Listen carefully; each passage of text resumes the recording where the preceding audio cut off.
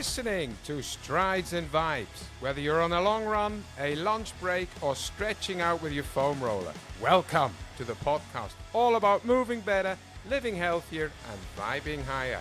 I'm your host, Mario Buchs, elite running coach, ultra-endurance athlete, and founder of Healthetica Coaching, coming to you from the trails, tracks, and streets of Gadigal country in Sydney, Australia.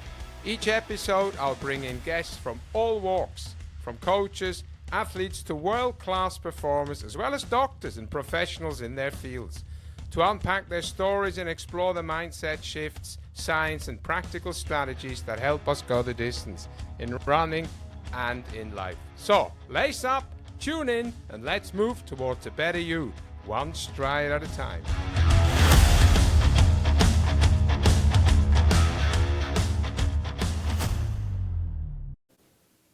Hello, welcome back, and welcome to whoever is coming in new here. And you can see on my left or on my right, depends on how this recording works out in the end. Lovely guest, Isobel Tate. And Isobel is a coach with all the accolades you need, personal trainer, nutrition specialist, basically focusing on sports psychology and ultra endurance, running and also cycling. So she's got everything you need in the backpack to become a coach and be a really good coach. We'll also talk a little bit about Isobel's success in running herself, of course. But first and foremost, let's dive in and ask Isobel the same question and ask everyone else. Isobel, first of all, welcome to the Strides and Vibes podcast. Thank you very much. It's an absolute pleasure to be here. And so what makes you you? Oh, holy moly, what makes me me? I don't know. I've always been a little bit different to everybody else. I never fitted in. I was a little bit strange. I didn't look like anyone in my family. And I've always, in Australia had an accent. So wherever I go, people are like, where are you from? So I've always felt like I didn't fit in wherever I went. And I think, I tried, to be honest, not many sports. I was not a sporty child at all. I would read. That's all I loved doing. But I think running is one of those sports that it's actually good to be a little bit different and to be a little bit odd. And that's what, especially ultra running, I think that actually helps us. And that's why you find so many ultra runners who are a little bit different to other people. And I think that's what makes us so darn special. We are definitely special, yeah. And everybody who listens in will probably be nodding, saying, yeah, I'm like looking in the mirror here. Yeah, correct, yeah. Not fitting in, a little bit. My story as well. I've kind of always been a foreigner in my life, even when I went back to Switzerland after spending a lot of time in South Africa, you're kind of not that Swiss, and obviously moving down here. And so that resonates with me, absolutely. And we have to be a bit odd. Exactly. That is very true. So obviously on this podcast, we love talking about humans, the human interaction. So what started your coaching journey? That's what would interest me now. Why would you think, I'm a good coach, I want to become a coach? Well, I had gotten into running and I loved running. And I'm one of those people that when I do something, I like to learn about it so I can become expert at it. So no matter what I do, I want to become expert at it. So I took, like when I did mountain biking, when I used to race that, I read all the books on that and that sort of thing. But that was stopped through injury and then having children. And then once I got into running, I just devoured all the books. Back when I started running, back in the olden days, it was just the books. There was very limited internet stuff. So I've got, bookshelves upon bookshelves filled with books. And to be honest, I think they're better because you can go back to them. You can see the things you highlighted back in the day and go, really? That was new information? Like that's so obvious, and those sorts of things. But So I just devoured all the books that there were. I learned everything. I did a lot of testing on me, diet testing, training testing, all sorts of different things, just to see how different things work. Came up with different ideas. Then I would research them and to see whether that was backed by science, and generally it was. So, I was kind of validated in my own ideas. And so then I come from a teaching background, so I love to teach. I love to help people. The problem with teaching is there's not a lot of that going on anymore. It's all teaching to the test, testing. Parents who, if you don't treat only their child as if it's the only child in the classroom, then you're no good teacher. So I still wanted to teach and be part of that, helping people achieve their best. But I knew in teaching per se, that was no longer the goal. The goal was for kids to pass a test, and that's not my jam. I want them to pass a test because they understand the work, but I want them to get joy from learning and joy from life and exploring ideas and those sorts of things, and live a life of curiosity. And I could see the education system was definitely not going down that route. So I was just jack of it, quite frankly, and I just started to, get my certifications. I started, while I was still teaching, building a website, getting a few things going. I had no idea how to start a business, of course, we never do. I think the best way, once again, how to learn things is to actually just do them.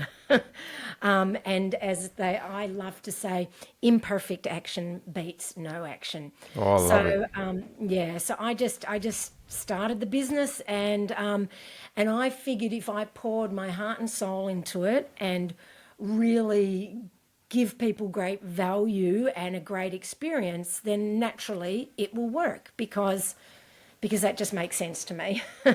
And so, that's basically how the coaching started. I'd had enough of teaching. I just couldn't handle it anymore, but I still wanted to be part of that sphere. And I felt I'd learnt so much from running. Once again, you can never stop learning, as you yourself know. I am constantly studying and still buying books because I love books, but doing courses constantly and constantly upgrading my skills and certifications, because I think A, my clients deserve it, and B, I just love learning. I love it. I just love learning. It's my favourite thing, other than running, obviously. We learn while we run, which is great, right? Absolutely. People say we can't multitask. I don't think we can, but I think we can learn while we're on the run. So they're definitely two good things that we can do. No, I love that answer. Thank you. It's the thing is as well, I looking at how I do it, very similar, constantly learning. And it's also this respect towards the people that we work with, because at the end of the day, it's human first for me, always. Yep. I call them all athletes, of course. All my runners are athletes. Yes, absolutely. It doesn't matter pace. I don't even, the word slow and stuff is not allowed in my vocabulary when I talk to people, and because it's a negative thing, and people can hide behind it. But also, if we're constantly on top of things, it just shows that we care about the people that we work with, and that for me is very important. So you're obviously you mentioned cycling, mountain biking, which is similar to what we do on the trails, of course.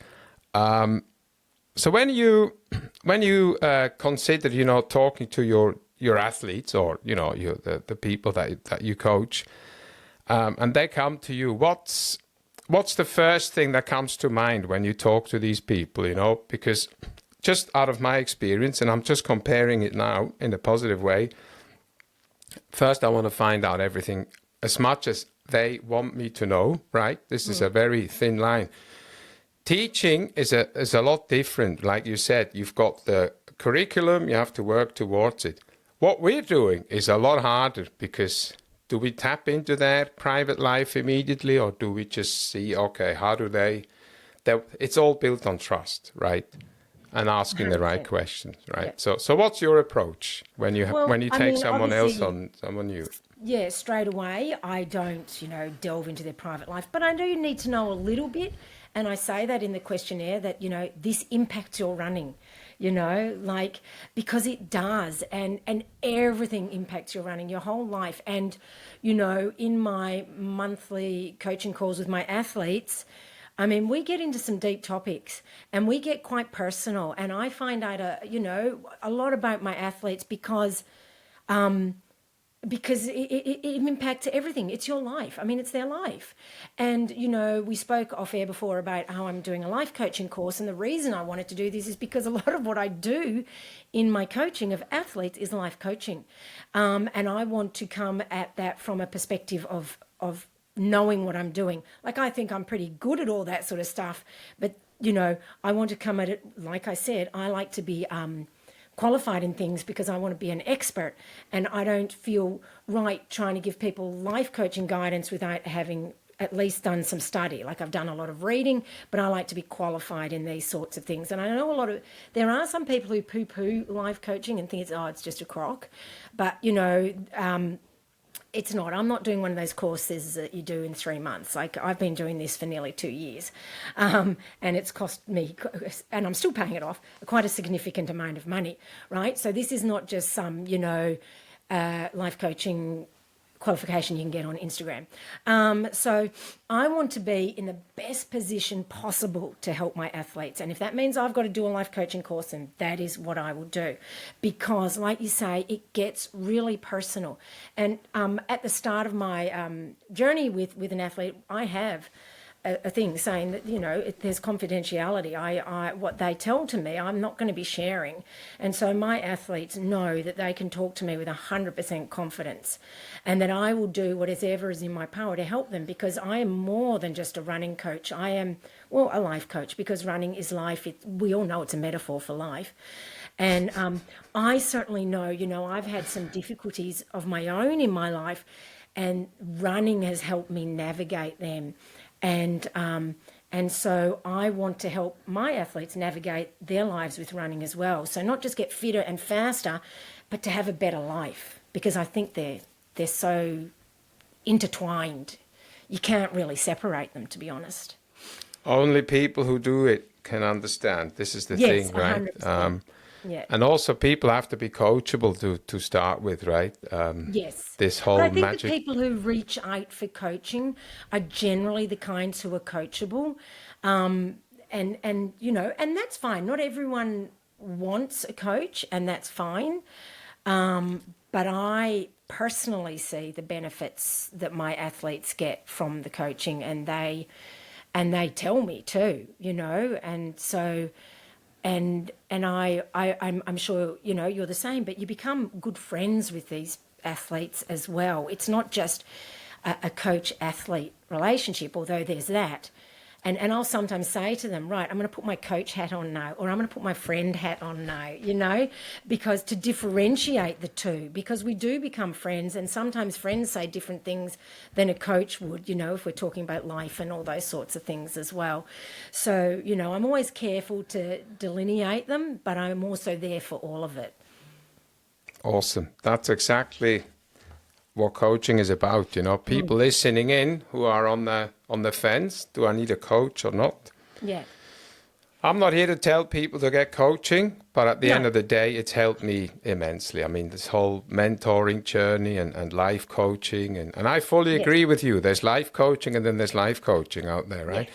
I mean, I know other coaches as well, because obviously I'm always interested in coaches, and, they do a counseling course to become like a counselor, to have that understanding, say, okay, when someone comes to me, because what we're not allowed to do ever is to assume. I mean, I'm a sales coach as well in my daily job, where I actually train our sales teams globally to how to operate in front of the customer and so on. And it's all about this, never assume anything, right? Just because someone's not in a good mood, that's got nothing to do with you. People take it all personal and all this kind of stuff. We need to sometimes just learn to respond rather than react, and just sit back. And if someone doesn't do the workout, say, okay, there's a reason, because they want to run, right? The reason they didn't run will be a really good one, and all these things. So I've learned that over the last 10, 12 years since I've been coaching and personal training as well, A guy once told me, I don't want to mention his name now, but he's quite famous in Australia in the personal training realm. And he said to me, he says, hey, a good personal trainer has a personal trainer. And that's always sat with me. And I'm like, just be coachable all your life, you know, and this is what I try and do, surround myself with the right people. So when did you start peak endurance coaching? When did that start? Well, how many years are we talking about? In 2019, at the beginning of 2019, because my awesome idea was at the end of 2019 was to hit the ground running in 2020 by quitting my teaching job, working in gyms and being a running coach. And we all know how that went down, because I suddenly went from being able to pay my mortgage to not being able to pay my mortgage. And of course, I didn't get any government assistance either. And it was an absolute nightmare, but it was also the best thing because, and I remember I was speaking to a girlfriend, you know, and crying on the phone to her. And she was like, Isobel, you've just got to be strong. And I said, I'm sick of being strong. I'm just sick of it. But you know what? It made me even stronger, and it does. And sometimes you just, it's like, once again, like ultra running is a metaphor for life. It's just one foot in front of the other. And I did that, and I grew the business with no concept of marketing, business building, anything. But I built the business and got it running so that where it is almost my full-time job. I do also teach, just relief teaching at the local high school, 1 to 2 days a week. That's so I can afford my European trips and those sorts of things, and the nice little, you know, extra things like, you know, new pairs of shoes and all that, you know. Race entry fees. Yes, you know, exactly. God, yeah. You know, I do still, and also I, because as being an online coach, although I talk with my athletes on Zoom and that sort of stuff, or on the phone, or we text, and it's constant all day, every day, it's not the same as being with people in person. And I find with the teaching, it gets me out of the house, gets me, because, you know, these last 2 days I've been a little bit unwell, so I haven't even left the house. I've done like 1,000 steps each day for the last 2 days. It's been awful. And so you just don't end up leaving the house. If you don't go for a run, you're not doing anything. And so the teaching gets me out talking to other people, being, you know, a bit of a member of society again, rather than just holed up in front of my laptop and working on plans and that sort of stuff. So, but yeah, it's been quite the journey. It's really, so this is the business in its 6th year.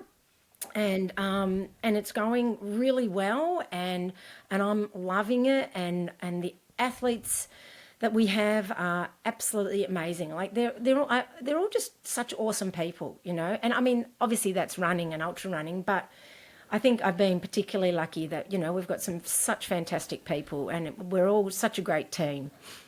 I can imagine you attract the right people as well, you know.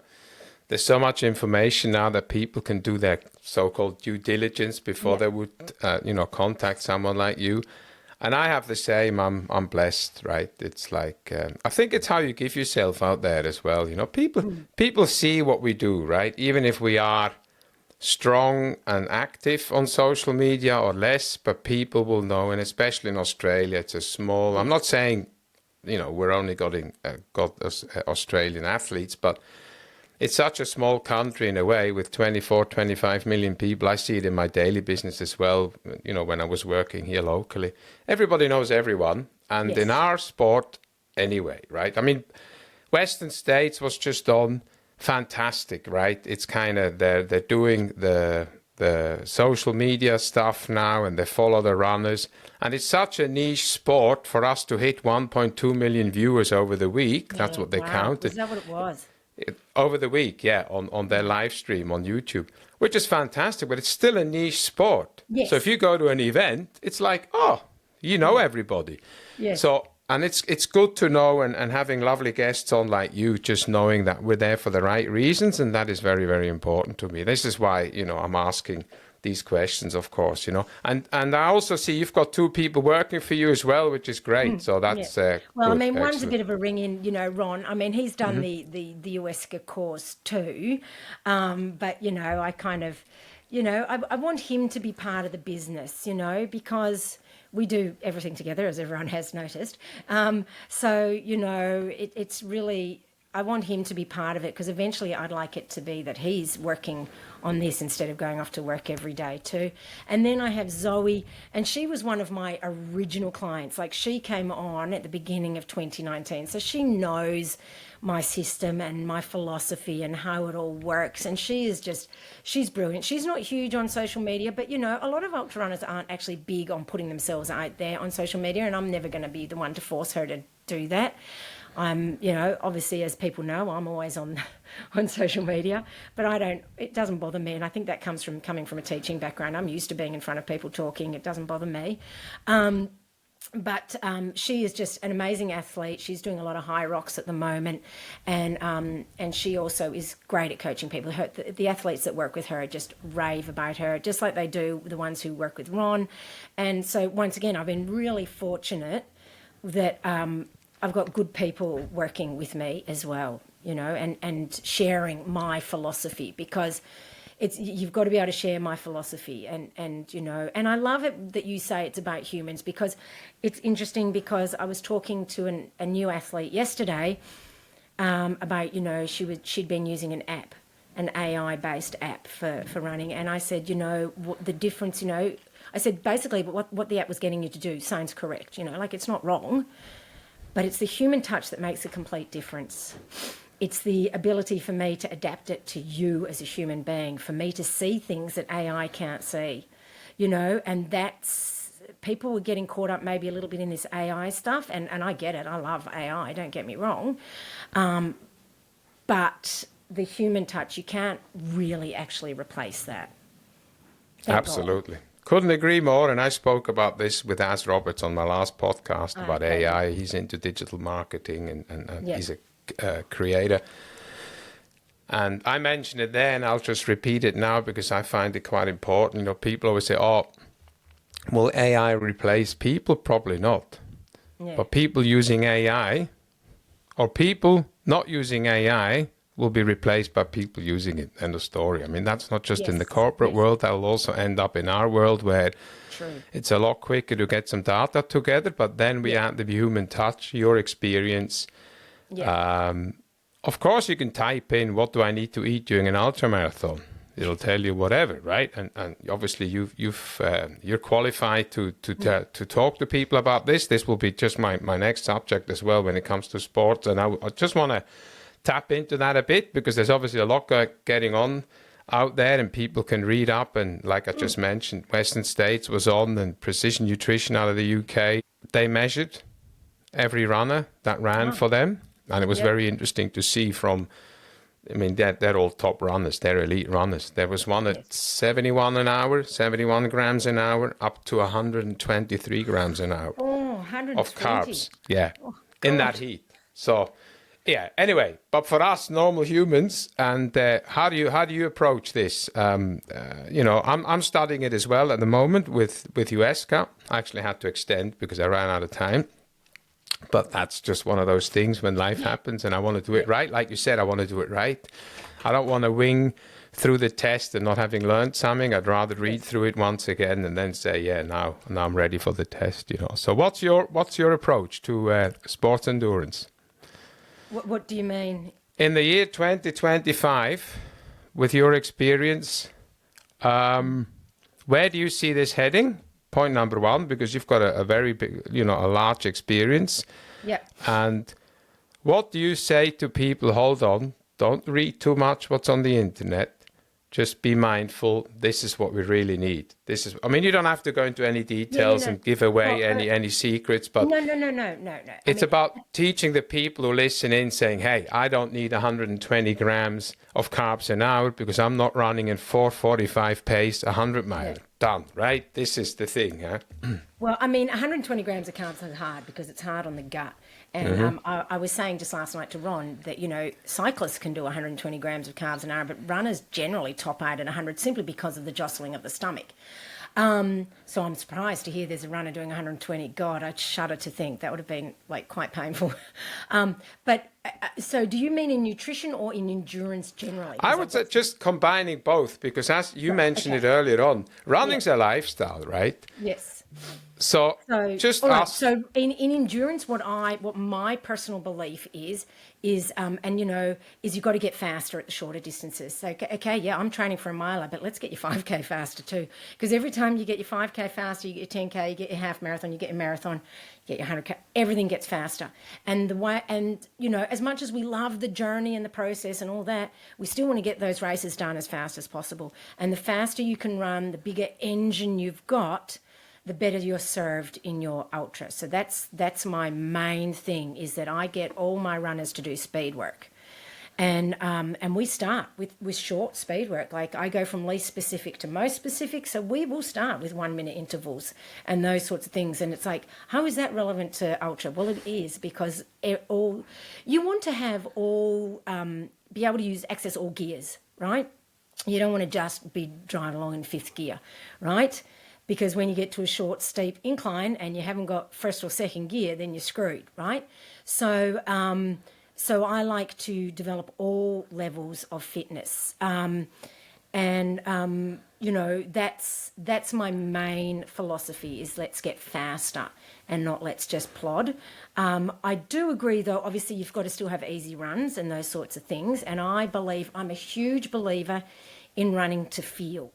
Mm-hmm. Now, I'm all for the data from a watch, but like today I ran, let's say, and I ran really slow because I felt crappy because I've just come off 2 days of not being 100%.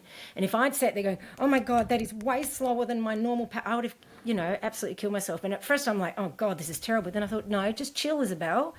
This is what you're feeling. This is your body telling you at the moment. Let's just run a bit and, whatever. And I didn't even set myself a distance. I ended up doing 7.5K, some random distance, because that's what got me home.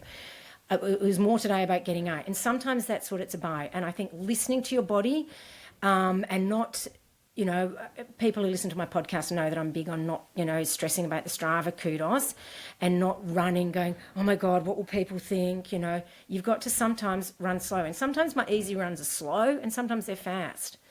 But I'm not governed by pace. But they will never be fast, as in, when I say fast, I mean fast for an easy run. They're never going to be fast, because I do believe that too many people run their easy runs too fast. Oh, yes. Yeah. So when I say fast for an easy run, I mean fast for an easy run. I don't mean fast. And so I believe in running to feel, and it should feel absolutely easy. And that way, when you're doing the hard work, you can really go hard, and that's what it should be about. And I think, as you well know, that a lot of people who don't have a coach run in this grey zone where they never improve because they run all their easy runs too fast, which means they can't run their hard bits fast enough, which means they're just kind of blur. And like I said, with this whole getting fast a bit, is you need to be able to access all different speeds. And if you're only ever running at one speed, then that's all you're good at. So we need to be able to access all the different speeds. And so to me, it's about getting faster, and it's about listening to your body. And this is where what I'm talking about with the AI is, because, like I was saying to all my athletes, I say, there's data. I can see the data on the screen from the workouts that they've done. I say, but you've got to fill in the diary, the comments section. I said, because that data doesn't tell me whether it felt good, whether it felt bad, whether there was a headwind, whether it was an uphill, downhill, rain. It doesn't tell me anything. It just tells me you hit the pace. But I don't know if you hit the pace and that was like hell on earth, or if you hit the pace and it was like, God, that was super easy, because they're two different things. Still hitting the pace, the data still says the same thing. But even heart rate doesn't tell me anything, because heart rate can be high, but they could have had an extra coffee that morning. That doesn't mean it was hard work. Or they could be stressing because their kid didn't get home last night, and they're having a heart attack because of their kid, and their heart rate's up. And I'm like, oh, that was a really hard workout. Well, no, it wasn't. It was just that they were stressing, This is where the human component comes in, and we're listening to your body. And if you've got a big stress like that in your life, then you slow it down. Right? You don't try to hit the same paces. So it's, we do all this study and everything, and it's really good to know all the facts, but a lot of coaching is very nuanced and is an art as well. Absolutely. What you've just said, I couldn't agree more. This is totally my philosophy. Yeah. Everything you I got said, the feeling it was too. Yep. the commenting is everything. Then Yeah. you relate it to the heart rate. Then you relate it to the pace. Absolutely. First, we Yeah. need the heart rate. So when do you start trickling in the sports endurance nutrition part when you work with athletes? Well, I mean, What's that's your something belief there? we talk about all the time, and I want my athletes to be practicing their nutrition in all their long runs. I mean, essentially anything over 20 to 30 Ks. I mean, until 20 Ks, you don't really need to be taking gels every 20 to 30 minutes Yeah. or any kind of nutrition. And I'm not saying it has to be gels because God knows I OD'd on them many years ago and I can't have them anymore. I mean, I can a little bit. I'm starting to bring them back in a little bit, but I'm more a believer in real food and also not overdoing it with the electrolytes. I see too many people, taking electrolytes and having electrolytes in their gels and then taking salt tablets, and it's like, whoa, calm the farm. Like, your body can only process so much of that stuff. So I look at that too, because sometimes too much salt actually causes gastric distress.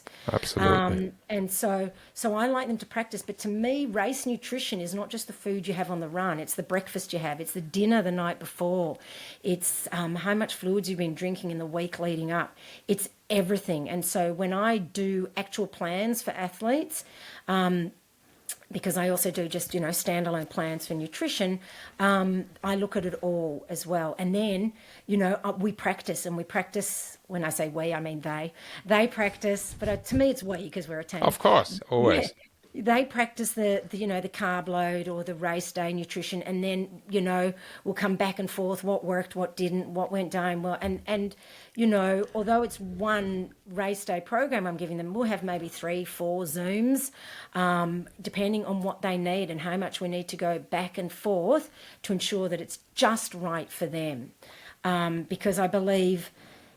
And even then, even once it's just right, in 3 races' time, it could change. Once, obviously I don't keep going forever with them, but, I like to give them backup options, because even when you've got it 100% right, the next race it might not be, but if you've got backup options, you can move to them. So nutrition is such a huge part of ultra running, and people forget. They just think they can wing it on the day, but... How many people have had to DNF because of gut issues? Like I have too, when I've made stupid mistakes, when I've, sometimes you kind of think, oh, I'm all right, I've got this nailed. And then you just make one tiny silly mistake. So nutrition, and this is why I, as a running coach, want to focus on running, nutrition and mindset, because those 3 things it's like a 3-discipline sport, like a triathlon. That's the 3 disciplines, because you can't finish an ultra without the right nutrition, and you can't finish an ultra without the right mindset. So you have to work on all 3. It's a non-negotiable. So to me, it's a 3-discipline sport, and those are the 3 disciplines. Very true. That's how I operate for myself, and also with my coach and with all my runners. It's very true. The thing is also, it has to be practiced, for all the miles we run or all the kilometers we run, we need to spend several minutes on the mental game as well. I mean, my next race is going to properly test me next weekend. It's the Elephant Trail Race. Oh, yes. That So would be a good one. I've entered the miler. Nice. I've just been up there for the weekend. I've done a lap on Saturday and a lap on Sunday, and just to see what I'm up against, to then have that mental preparation and all these kind of things. And I find it important. Yeah. Does it help? And just on this mental, the reason I'm mentioning it, and it's not about me and my running, but the reason I'm mentioning this, because you mentioned the mental game. I now know, okay, this is how long it's going to take me. It's not someone else telling me, Mario, probably it'll take you 5 hours a loop. No, I now know it'll take me 5 hours a loop. And you know what? I know the reason why. And I know when I can eat, when I shouldn't be eating, or, when I probably can't because I'm focused on other things, and how I get mentally prepared to do these 6 laps that I need to do, or whatever it is in the end, hopefully. And this is very important. It's this mental game that is the change. And this is what AI won't be doing. Yeah. Again, just going back to that. And we're not against AI. We love it. I use it every single day. But this whole mental preparation is everything. And no one outside of what we do would be able to help, because you need to have an understanding what people go through. You know, how much does it hurt at 100 kilometers in 162 kilometer race or whatever it is? If you don't experience that yourself, it's very hard to teach this, you know. Oh yeah, absolutely. I mean, in saying that, you know, like I'm always a believer in coaches should have done the races to understand them, but I'm not saying coaches should have had to have won them. And No. I don't think the best coaches are necessarily the ones who win everything, because they actually don't have an understanding of how tough it is for everyone else, because sometimes they're just genetically gifted. And yes, they work hard, of course they do, but when you're genetically gifted, you don't understand the slog that it takes for the rest of us who aren't genetically gifted. And I know I've won some races, but I've definitely never been in the position where I win every race. When I've won races, it's because I've bloody worked so hard to beat the people who aren't genetically gifted. So I understand the slog, and I'm at the point in my age and running now where I'm more up the back of the middle of the pack, you know, and so and even when I was winning races, I always started from the back of the pack. I would talk to everyone from the back of the pack right up to the front. So I would see the struggles of everyone. And I think, once again, like you're saying, that's that human touch. You don't get that through AI, but also in saying that, I think coaches need to have done races to fully understand it. But of course, I'm not saying that they need to have won them. And also, I hear some people saying, oh, I only want a coach who's currently racing. I don't think that's necessarily true either, because we can't all run forever. You know, the human body is actually quite a fragile thing. And also mentally, if you've mentally switched off from racing, it's really hard to push yourself to those levels. I think as long as they've done it and they understand what's involved and they're still keen for other people, I don't think a coach necessarily has to be currently training. What are your thoughts on that one? To those people who think that, I would just have one suggestion. I've never thought about this, but it's just come to my mind. If people think they need coaches who also run, trust me, the more the coach runs, the more the coach races, the less time he has for you. 100%. That's just my tip. So, yes. I mean, I know that. Like when I was it's a fine line, yeah, you know. when I was at Barkley, I said to my athletes, I pre-warned them. I said, for that week leading up to Barkley, you know, unless it's an emergency, I'm going to be kind of off the grid. Mm-hmm. And they were totally cool. I got everybody set up. I had strategies in place.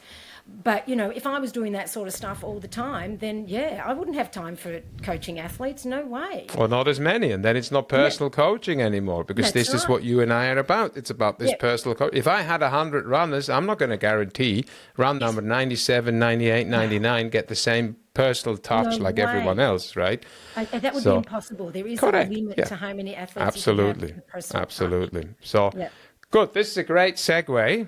Our racing, or more importantly, your racing.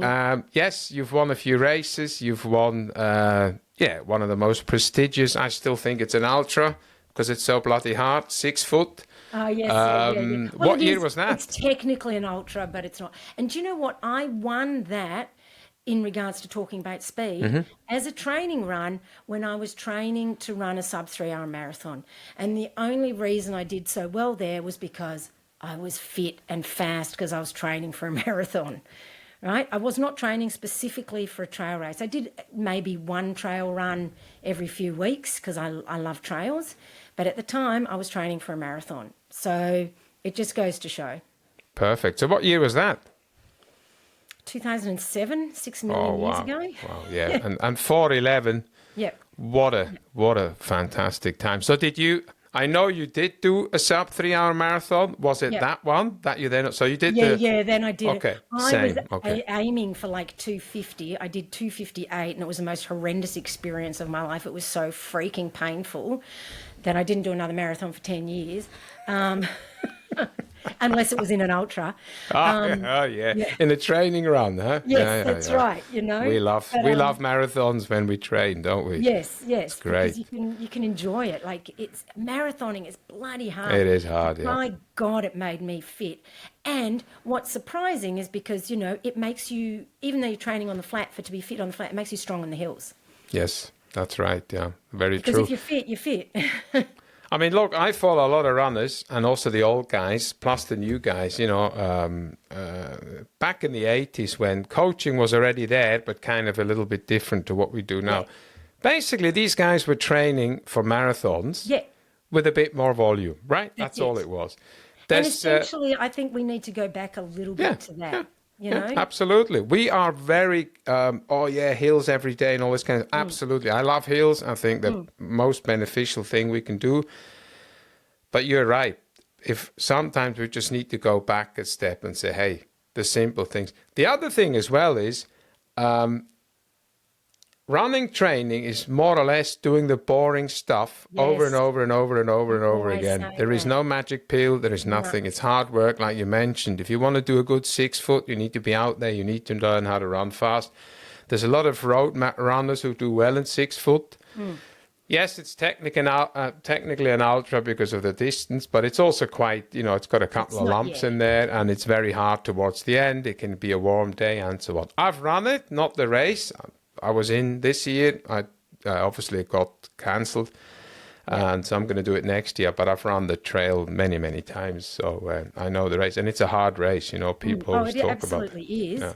And once again, when I started that, I was one of the I was not doing that well, like down the first descent and all that. Everyone sprinted off hell for leather as they always do, and I'm freaking out because it was a bit slippy.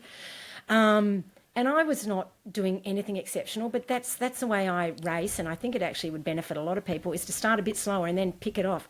Because what's really good mentally is to be picking people off at the end rather than being the one getting past, So I'm not saying go super slow at the start. I was still pushing hard, but I wasn't redlining it, and I think that's important for people to, as a takeaway, is not to redline at the start of a race, Especially down Nelly's Glen, I think. Yeah.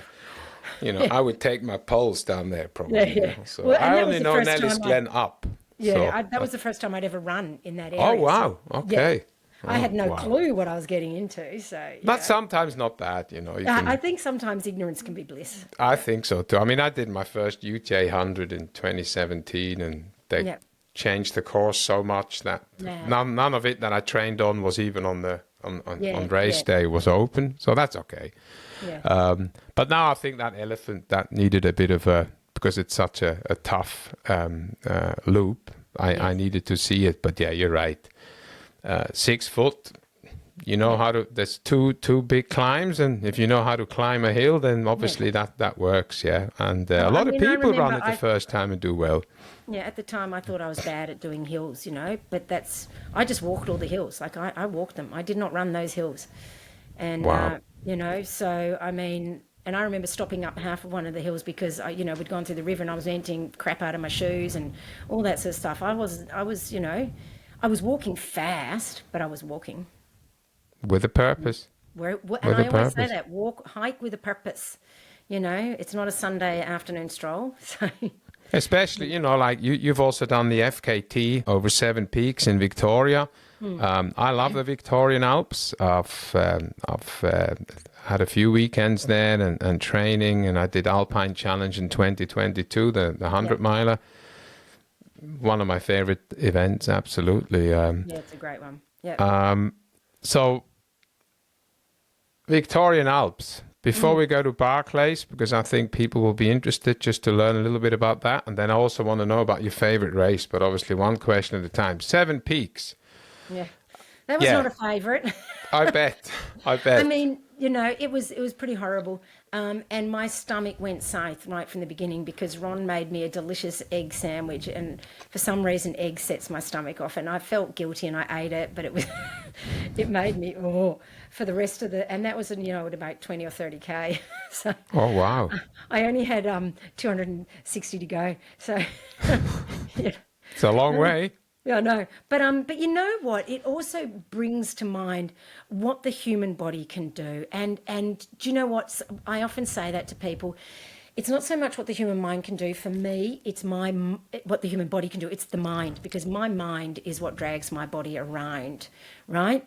My body just does what my mind tells it to do, because my body would give up long before my mind does. And honestly, it's my mind that drags me around. And that's why I'm so much into people trying to train their mindset. And it's not one of those things you can just if I just think positive, it's not that simple. It's really a lot of training, and I've done a lot of mental training all my life, right? So that's what got me through that, to be honest, because it was so hard. And it's not like when you're in a race where you've got people, I had a whole support crew. It was awesome. I had brilliant people helping me, and people I didn't even know. Like, I think that was the first time I met Kai, because we were just talking off air before about Kai Bretts, who helped me for a large portion of that. And, this is what also reminds me of how good the ultra running community is, because there were three guys who came and helped who I'd never met before. And they gave up their time in the middle of the night, everything, to help me.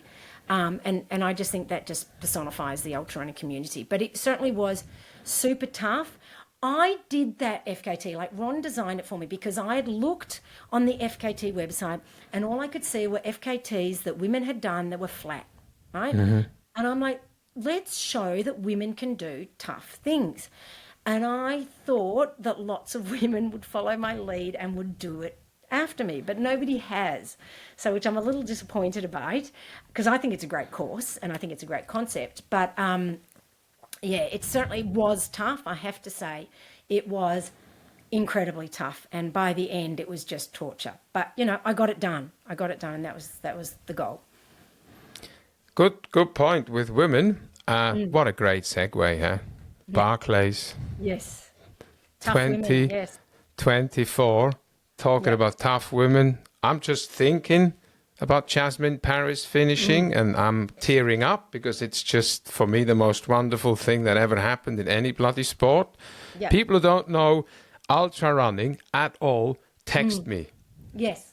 My Swiss friends who know nothing about running other than what's on TV and the Olympics text me with a video of Jasmine Paris. They say, what the hell is your sport all about? And I'm like, this is what it is. 90 seconds. You then, obviously, a year later, followed it, and you got into Barclays. I think, was this the first time? The third time, yeah. The third, sorry, yes, third time. Okay. So what are your experiences? 3 times? Jesus, it never gets any easier. and I tell you what, it got worse this time because I got sick on the plane over. So I have not been that sick since I can't remember. I think the last time I was sick, I was like a teenager. I was so sick. So like a flu or just stomach? Flu, yeah, it was, I don't know, like it was the flu, obviously, because the flu feels bad. But the last time I was that sick was when I was young and I had glandular fever. So it was pretty bad. And, fevers every night and just, it was just terrible. But, I wasn't going to, I was basically better by the time I got to the race. Still had a bit of a sore throat that I got again during the night because it was freezing. But I was basically better. But, of course, worn out, It takes a lot to get better when you've been going through that. So I was depleted to start with. And I'd gotten so strong climbing hills. I'd done so much vert because I'd once again researched everything that people do training for Barkley, and one of the things they do, as well as working on speed, which I was still doing, is a heap of vert.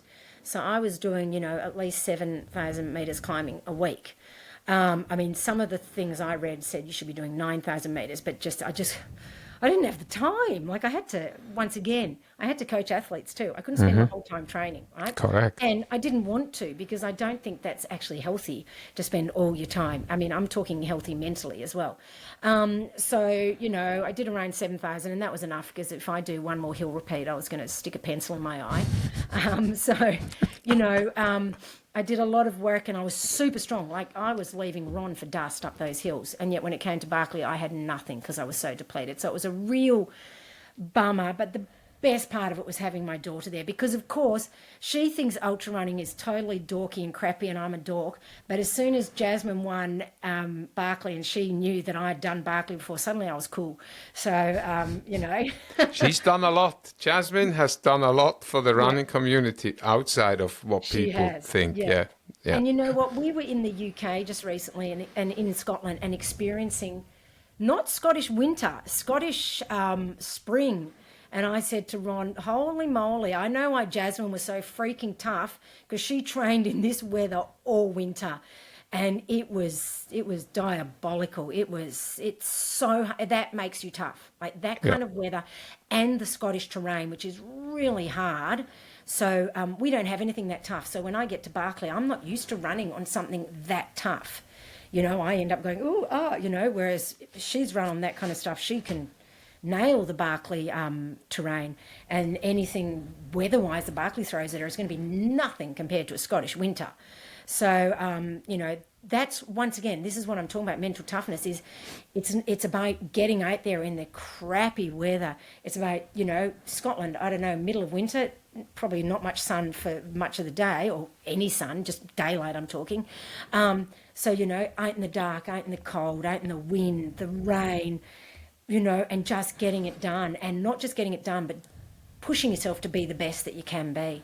So I think she got super tough from that environment. I mean, I'm sure she's tough as well, and obviously highly physically fit. And once again, she is obviously one of those genetic people, because she's done so much so well. And to be honest, I don't think it's healthy for women to compare themselves to her, because I don't think many of us have the physical capacity to be as fit as her, because she is like off the charts, right? But she's still there to show us what can be done. Right. Yeah, so she is awesome. And I just love the way when she finished, where she threw us, you know, just fell onto the gate, you know. She didn't want to do another hill repeat either, I guess. I mean, it takes a lot out of people, you know. I think that was her last. I mean, Gary Robbins is another one who you know, gave his life to Barclays, and unfortunately, you know, it's. And obviously, we're not here to judge and comment on other people, but it's good to see that there are role models in our sport that are doing it the right way. And it just shows again that, okay, we don't need to get up at midnight, but those 4 o'clock alarm clocks and 3:30s every so often are what is needed and required to go out. Because if you do the hard things over and over again, it'll be easier on race day. 100%. Very simple. You know, if you don't have those tools that you work with during training, it's going to make it even harder. Huh? Yeah, and I was doing that in a, you know, like a little reel for social media. I was saying, you know, you can't flip a switch on race day, right? You can't suddenly go, right, now I've got to be full of grit and mentally tough and everything. It just doesn't happen by magic. You have to train it. And like I said, it's not just positive thinking. It's not just going, oh, I think positively up this hill. It's about a variety of different things. It's like, you know, when things don't go well in a training run, not beating yourself up about it, but actually learning from it and moving forward from it, and finding the positives, because there's always a positive, you know. Or if you know, whatever happens, you know, working through it, you know, getting out in the crappy weather, you know, getting up at some horrible hour that no human should get up at to run. I mean, I did that when one of the Barclays that I was training for, I got up at 11, I went to bed and then got up at around 11 o'clock at night and started running by midnight and doing hill repeats all through the night until like 6 in the morning. So I've done that sort of stuff, you know, and it was horrible at first, but once you got into it, like your body, once you're awake, you don't really know what time it is. It doesn't really matter. You're awake, you're doing your thing, you know, and it just makes you that much more mentally tougher. And I think, as we all know, the modern world is geared to comfort. Everything is, you know, geared to make us comfortable, and that's great. Like, you know, I don't want to be living in a bark hut in the rain. I want a comfortable house with a heater and an air conditioner when it's 40 degrees. But by the same token, I think to embrace our humanness, we need to embrace discomfort at times as well. Strategic discomfort, not dangerous discomfort. Yeah, and also not every day, I think. Yeah, not every day. Most days.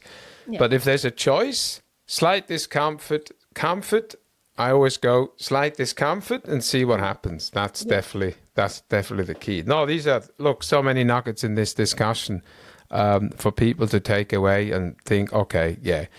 The other thing as well is I have a couple of small rules that I always do with my runners. I say, look, if it's a tough run, finish that bloody thing. Yeah. And on a training run and you feel great, don't go more than it says on the thing. Yes, Because and that's important too. very 100%. important. You know, I did my very last workout this morning at a bit of pace for next week's race, just to get a bit of anaerobic stimulation in there. And yeah, I felt great, which is good. I'm really happy, touch wood, you know. Could I have gone on? Yeah, absolutely. But stop, done, walk it home, whatever it takes, you know. So, I mean, I tell my athletes, you know, you should finish your quality sessions feeling like you could do a little bit more. You should not be finishing quality sessions lying on the ground, vomiting in the gutter, you know, because that's the, you know, the David Goggins style mentality we see and that we celebrate. But actually, you should finish it feeling like, I don't want to do more, but I could if I had to. great. I'm not going to mention David Goggins. They know my opinion. Good. So Look, I people who don't know mind me. David Goggins per se. Oh, it's- I just think sometimes people take it to the nth degree. Absolutely, it's like anything, It works you for know? him. Awesome. And some of his philosophy, he's about, you know, anti-comfort too. And so to a certain extent, I agree with that. But then, you know, he's also become a persona, and that's part of his Yeah, income. that's fine. Absolutely. No, he's done well what he did. He has. Absolutely. Good yeah. on him. You know? Good on Absolutely. him. I agree. Fully agree. Before we close, looking ahead, have you got a dream event, a dream race that you would like to do? But before we go there, what's been your best running experience in your life? That can be coaching, that can be running a race. I mean, well, a race I did, and I can never remember the flipping name. The first time I represented Australia in the World Long Distance Mountain Running Championship. Oh, the Jungfrau Marathon. Oh, no God, I love way. that. No way. My Yeah. neck of the wood. Now we're talking. I love that. It was Oh, my yes. first time racing in Europe, and everyone was so lovely, and the people with the big, you know, things chiming them, and the cows and the open horns, and it was just so exciting. And I was like the first Australian, and it was awesome. So the race went well. It was just brilliant. I mean, I loved that. As a race experience, I just loved that. And of course, I ended the trip with, you know, visiting family and friends. So it was, the whole thing was brilliant. So that was brilliant. I mean, I get joy out of seeing my athletes do well, whatever that means for them. And I'm not talking necessarily winning or anything. Like, it's vicarious joy, you know, like, and I love that. And it's always was why I got into teaching, was when, you know, I used to see the kids' eyes light up when they finally got something, and it was like, yes, this is what I'm here for. It's the same thing, you know, when my athletes, and they message me and go, oh my God, that was freaking amazing. Thank you so much. And I'm like, yes, this is what I'm here for, is for you to have that moment. And if I can be part of helping someone achieve that moment, that just makes my day. But, you know, I would say that's my favorite race, you know. But I've done lots of awesome races, you know, I've been very lucky. I've done lots of brilliant races, but that was kind of the first standout race, I think. Yeah. Excellent. So looking forward, have you got a dream race still? Yes, I do. The Tour de Gion. Oh, okay. But it's really hard to get into for a couple of reasons. Firstly, because it's, God, what's the word? You know, it's random, right? And they do it by country. Now, my problem is they do it by birth country. And I was born in Great Britain. So there's a lot of people who enter from Great Britain, like heaps. Like if I was born in Australia, there's not so many people who enter from Australia. So I would have had a better chance. But every time I enter as a Brit, and it's really hard to Country get in. of birth. That's interesting, Yes. eh? Because Wow. I didn't realise that. It said, oh, where are you born? So I put in, you know, Glasgow, Scotland. And then later I'm looking and it's like, it says I'm British. I said, but I'm not. I'm also Australian. I've got an Australian passport. And I'm like, I'm coming from Australia. I want to enter as Australian, but no, it won't let me. That's interesting, eh? Yeah, That's interesting, so eh? anyway, if I get in, I get in. Like, I would love to do it, but you know, sometimes I think it's a blessing in disguise, you know, like it's a big deal, that race. Like It it's is, a yeah. lot of They are work. very proud of that race in Yes, and rightly Italy so, there. Yeah, you know, yeah, but yeah. there'd be a few hill repeats involved in my training for that one. So, I bet. I mean, I don't know. It's got massive 20,000 meters, I think. Double of UTMB, which I mean, is I think it's a week before.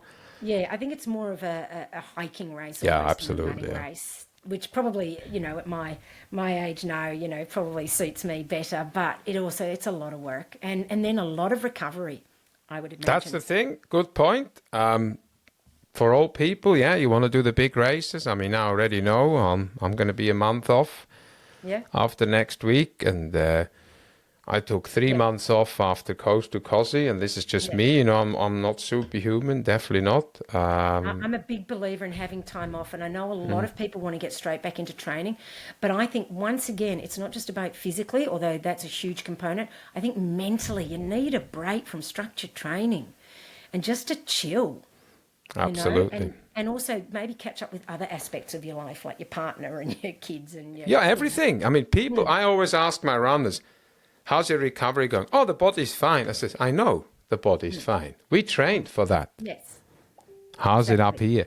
"Ah, I'm struggling." There you go. Yeah, Don't worry about anything. Go on the bike, go for a swim, walk with your wife, your daughter, your yeah, son, your dog, whatever. What have you missed in the last 6 months? yeah.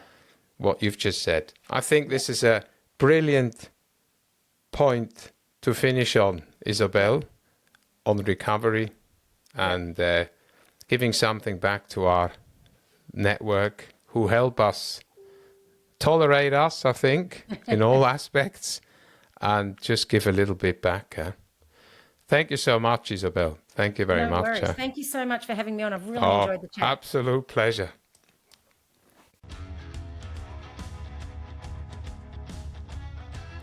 That's it for this episode, folks. As we wrap up, I want to honor the traditional custodians of the land I'm recording on and pay my respects to elders past and present. May we continue to listen, learn, and tread lightly wherever we run. If today's episode sparked something in you, hit that share button, leave a review, or drop a comment on Spotify or YouTube. Every little bit helps keep the momentum going. Or even if you've got a question, feedback, or just want to say hi, I'd love to hear from you. Until next time, keep moving, stay curious, and never forget, showing up is the hardest and bravest stride of all.